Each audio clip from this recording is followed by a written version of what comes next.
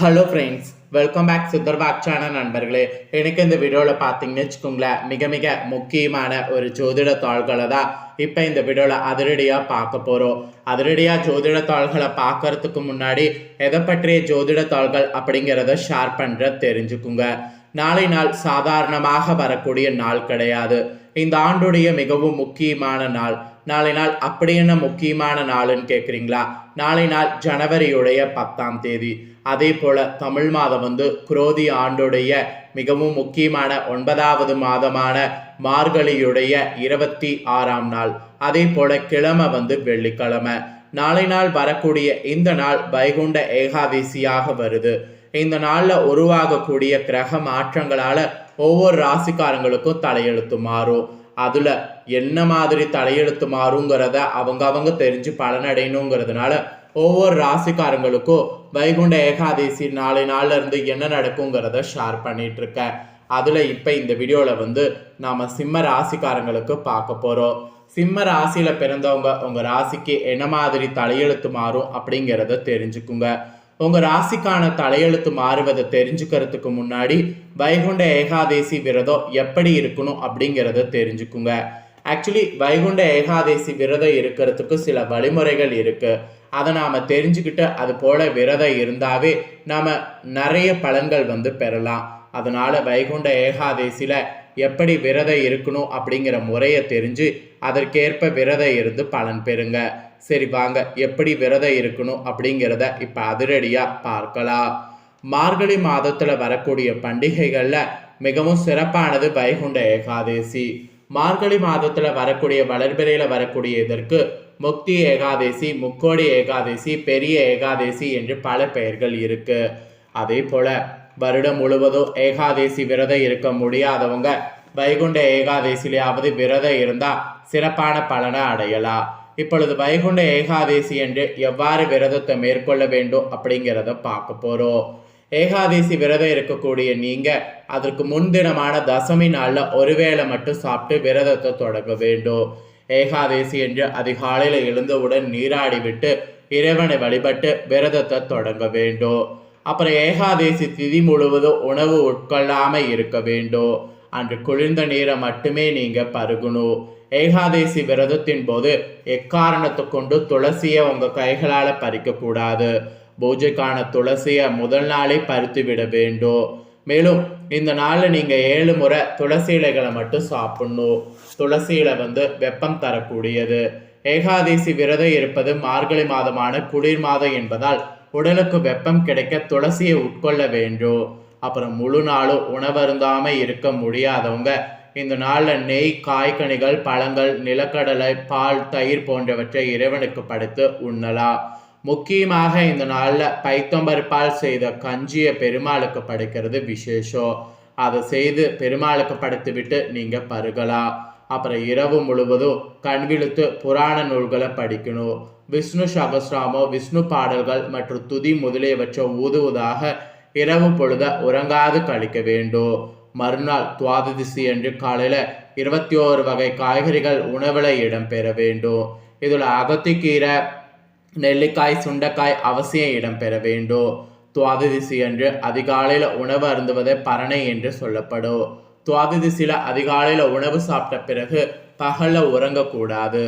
ஏகாதசி விரதம் 10வது திதியாகிய தசமியில தொடங்கி 11வது ஆகிய ஏகாதசி, 12ஆம் திதியாக துவாதசி அன்று 3 திதிகளில் மேற்கொள்ளக்கூடிய விரதமாக அமைந்திருக்கு. வைகுண்ட ஏகாதசி விரதம் இருக்கக்கூடிய உங்க ராசிக்காரங்களுக்கு பாவம் அனைத்து நீங்க பெற்று வைகுண்டம் சேர்வீங்க. மேலும் சகல சௌபாக்கியங்களையும் ஆரோக்கியமான உடல் நலத்தையும் பெறுவீங்க. வைகுண்ட ஏகாதசி என்று விடியற் காலையில் அனைத்து பெருமாள் கோவில்களில் சொர்க்கவாசல் திறக்கப்படுவது வழக்கம். சொர்க்கவாசல் வழியே செல்லக்கூடிய உங்களுக்கு பாவம் தீர்ந்து சொர்க்கம் சென்றடைவீர்கள் என்பது ஐதீகமாக சொல்லப்படுது. அதனால நம்பிக்கையோட பார்த்தீங்கன்னு வச்சுக்கோங்களேன், இந்த நாளில் நீங்க பெருமாள் கோவிலில் சொர்க்கவாசல் திறப்ப பாருங்க. அதெல்லாம் நீங்க பார்க்கறது ரொம்ப ரொம்ப ரொம்ப ரொம்ப நல்லது. ஸோ எந்த அளவுக்கு இது நீங்க பண்றீங்களோ அந்த அளவுக்கு உங்களுக்கு நல்ல ஒரு பலன் கிடைக்கும். அதாவது வழிபாடு செய்யறதுனால நல்ல ஒரு பலன் கிடைக்கும். இந்த ஏகாதசியில இருந்து உங்களுக்கு கிரகங்கள் அமைப்பினால பலன்கள் எதெல்லாம் கிடைக்கும் என்று சொல்லப்படுது. அதாவது ராஜகிரகம் என்று அழைக்கப்படக்கூடிய சூரியனை ராசிநாதனாக கொண்ட சிம்ம ராசி அன்பர்களுக்கு இந்த வைகுண்ட ஏகாதேசியிலிருந்து இதுவரை இருந்த கடினமான சூழ்நிலையிலிருந்து விடுபடுவீங்க. உயர்ந்த பதவிகள் உங்களை தேடி தானா வீட்டுக்கு வரும். சமுதாயத்துல உயர்ந்தோருடைய நட்பும் ஆதரவும் கிடைக்கும். அதனால உங்களுடைய ஆசைகள் எல்லாமே நிறைவேறும். குடும்பத்துல கூட உற்சாகம் கரை உங்களுக்கு பொருளும். புத்திரர்களும் பேர பிள்ளைகளும் மகிழ்ச்சியில உங்களை ஆழ்த்துவாங்க. செய்தொழிலை விரிவுபடுத்த பெரிய அளவுல கடன் வாங்குவீங்க. அதே நேரம் அனைத்து விவரங்களையும் நன்றாக புரிந்து கொண்டு பிறகு ஆவணங்கள்ல கையெழுப்பிடணும். அப்புறம் மன அழுத்தம் குறைந்து தெளிவாக சிந்திக்கக்கூடிய காலமாக அமையும். அதனால உங்களுடைய உள்ளம் தெளிவான வழிகளில் இட்டு செல்வதற்கு வாய்ப்புகள் அதிகம் உங்களுக்கு கிடைக்கும். இந்த மாதிரியான வாய்ப்பை மிஸ் பண்ணாம யூஸ் பண்ணிக்கோங்க. இது குடும்பத்தில் உங்களுக்கு சொல்லப்பட்டிருக்கு. அப்புறம் தொழில் செய்யக்கூடிய உங்களுக்கு நல்ல பொருளாதார வளத்தை காண்பீங்க. கொடுக்கல் வாங்கல இருந்த சிரமங்கள்லாம் மறையும். கூட்டாளிகளுடன் ஒற்றுமையானது உங்களுக்கு உண்டாகும். வங்கி கடன்கள்லாம் சிக்கலின்றி கிடைக்கும். உங்கள் முயற்சிகள்லாம் சுறுசுறுப்பு உண்டாகும். அது மட்டும் இல்லாமல் உங்கள் தொழிலில் நீங்கள் என்ன செய்யணும்னு நினைக்கிறீங்களோ அதை செய்து வெற்றியானது பெற முடியும். அப்புறம் உத்தியோகத்தில் இருக்கக்கூடிய உங்களுக்கு வேலை பளு அதிகரிக்க தொடங்கும். உழைப்பிற்கேற்ற ஊதியத்தை பெறுவதில் தடை உங்களுக்கு ஏற்படாது.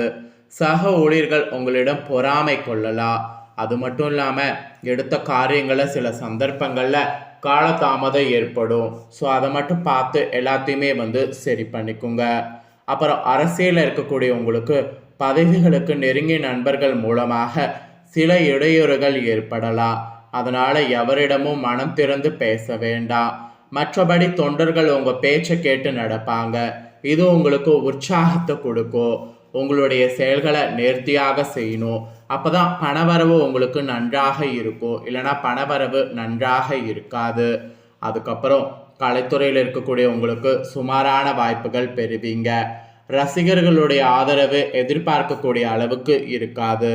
புகழை தக்க வைத்துக்கொள்ள சிறிய முயற்சிகளை மேற்கொள்ளணும். அப்படி நீங்கள் மேற்கொண்டால் மட்டும்தான் உங்களுடைய முயற்சிகள் எல்லாமே சக்ஸஸ் ஆகும்.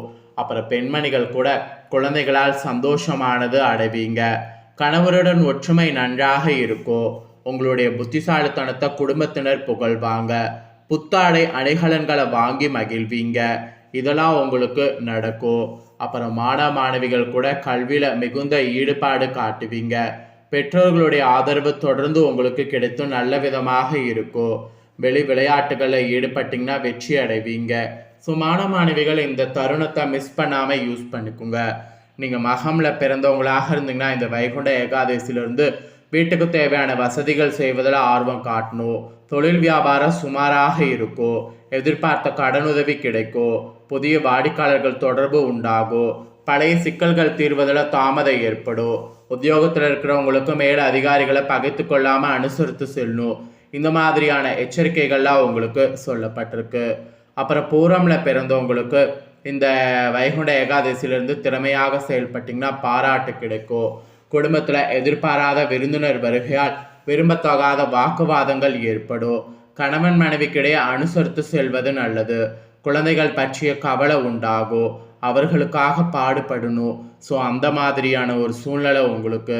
அப்புறம் உத்திர நட்சத்திரத்தில் பிறந்தவங்களுக்கு இந்த டைம் திட்டமிட்டு செய்தாலும் காரியங்களை தடை தாமதம் ஏற்படும்.